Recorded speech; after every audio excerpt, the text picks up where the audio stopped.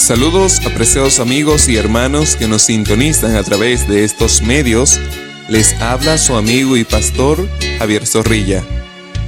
La lección de hoy es para estudiar y meditar. Nuestro texto para memorizar dice: Mas estas cosas sucedieron como ejemplo para nosotros, para que no codiciemos cosas malas como ellos codiciaron. 1 Corintios capítulo 10, versículo 6. Seremos salvados eternamente cuando entremos por las puertas de la ciudad. Entonces podremos regocijarnos de que somos salvados, eternamente salvados. Pero hasta entonces necesitamos prestar oídos a la admonición del apóstol. Se cita Hebreos capítulo 4, versículo 1. Tener un conocimiento de Canaán, cantar los himnos de Canaán, regocijarse en la perspectiva de entrar en Canaán. No llevó a los hijos de Israel hasta las viñas y olivares de la tierra prometida. Tan solo podían hacer la suya, en verdad ocupándola, cumpliendo con las condiciones, ejerciendo fe viviente en Dios y aferrándose de sus promesas.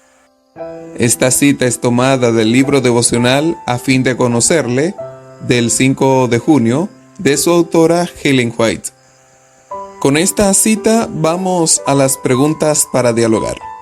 La primera dice: ¿qué tiene de especial el día de reposo sabático que prefigura el descanso celestial de Dios para su pueblo? Es decir, ¿de qué manera el descanso sabático nos da un anticipo de la eternidad? Lo primero es que une a todos en una misma función: adorar al Señor. En segundo lugar, es posible tener un encuentro con tu Creador. El comentario bíblico adventista hace esta magnífica declaración sobre Hebreos 4:4. Así como permanece inmutable el propósito original de Dios para este mundo, su reposo, de la misma manera permanece inmutable el día de reposo o séptimo día, el día de reposo que Él estableció como un recordativo de la creación para que no olvidáramos su propósito al crear este mundo. Por eso, la observancia del reposo del séptimo día testifica no solo de la fe en Dios como creador de todas las cosas, sino también de la fe en su poder para transformar la vida y hacer idóneos a los seres humanos para que entren en ese reposo eterno, que originalmente fue para los habitantes de esta tierra. La segunda pregunta dice: expiación significa reconciliación e indica el camino de regreso a Dios. Piensa en esta importante declaración que se encuentra en Romanos capítulo 5, versículo 11, y no solo esto, sino que también nos gloriamos en Dios por el Señor nuestro Jesucristo, por quien hemos recibido ahora la reconciliación. Si alguien te pregunta, ¿qué significa estar reconciliado con Dios y qué diferencia marcó esta reconciliación en tu vida? ¿Qué responderías?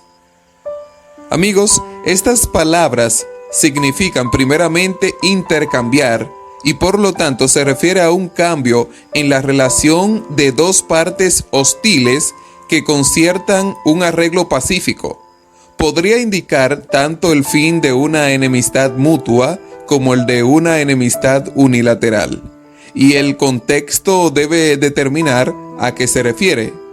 El pecado ha separado al hombre de Dios, no a Dios del hombre, sino al hombre de Dios. Y el corazón humano está en guerra con los principios de la ley de Dios. Sin embargo, Dios dio a su Hijo para que el hombre de tendencias pecaminosas y rebelde pudiera ser reconciliado. En ningún lugar de la Biblia se presenta a Dios como reconciliándose con el hombre por estar enemistado con él. Más bien, tomó la iniciativa para reconciliar al mundo consigo mismo. 2 Corintios capítulo 5, versículos 18 al 19. Estar reconciliado con el Señor significa tener paz mental, física y emocional, significa que puedo estar y vivir tranquilo y confiado en que puedo ser salvo y sostenido por su gracia. La tercera pregunta dice, ¿cómo podemos evitar especializarnos en cosas secundarias en nuestra vida cristiana? ¿Qué nos mantiene enfocados en el cuadro completo que se ofrece en la palabra de Dios? En respuesta a esta pregunta decimos que fijando nuestra mente en las cosas celestiales, aquellas cosas que son las más valiosas para nuestra vida y del mundo. Y también, como dice Pablo, poniendo nuestra vista en Jesús, autor y perfeccionador de nuestra fe. Hebreos capítulo 12, versículo 2. Podemos y nos mantenemos enfocados en primer lugar en el deseo de vivir en un mundo mejor, sin pecado y al lado de nuestro Salvador.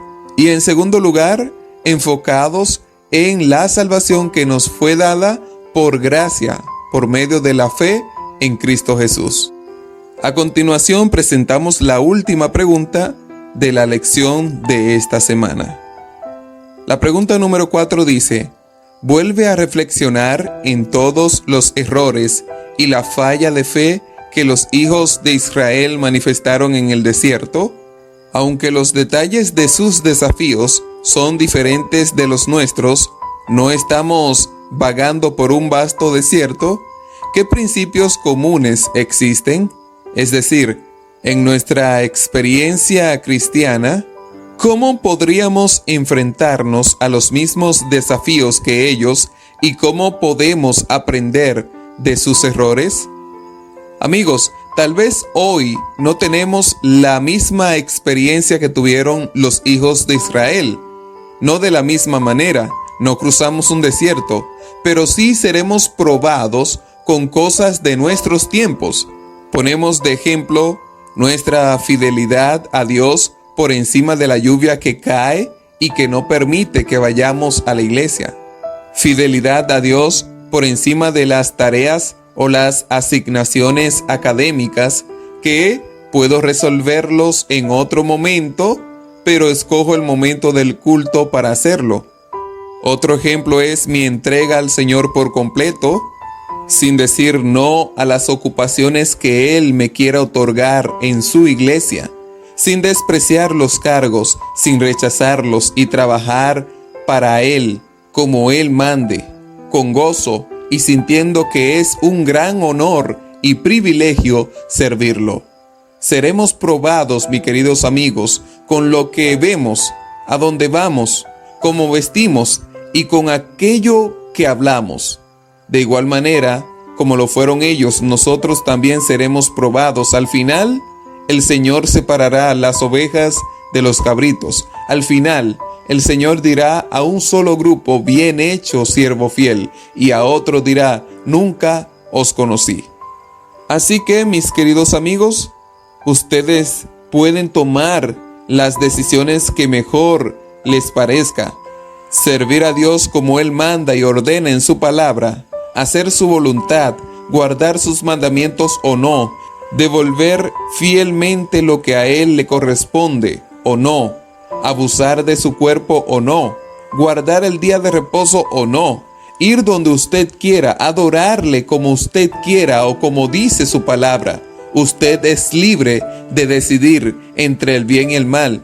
Tiene una libertad que nunca será violada, pero recuerda que, al final, Dios traerá todas las cosas a juicio, buenas o malas, y hará una separación y llamará a un grupo de personas escogidas, diciendo, venid, benditos de mi Padre, heredad del reino preparado para vosotros desde la fundación del mundo. Mateo capítulo 25, versículo 34 al 40. Ojalá, mi querido amigo, ojalá que todo el que escucha este programa, junto a toda su familia, pueda escuchar estas palabras venidas de los labios de Cristo Jesús y que puedan verle cara a cara cuando Él regrese otra vez. Amigos queridos, eso es todo por este día, porque he aquí yo crearé nuevos cielos y nueva tierra, y de lo primero no habrá memoria, ni más vendrá el pensamiento.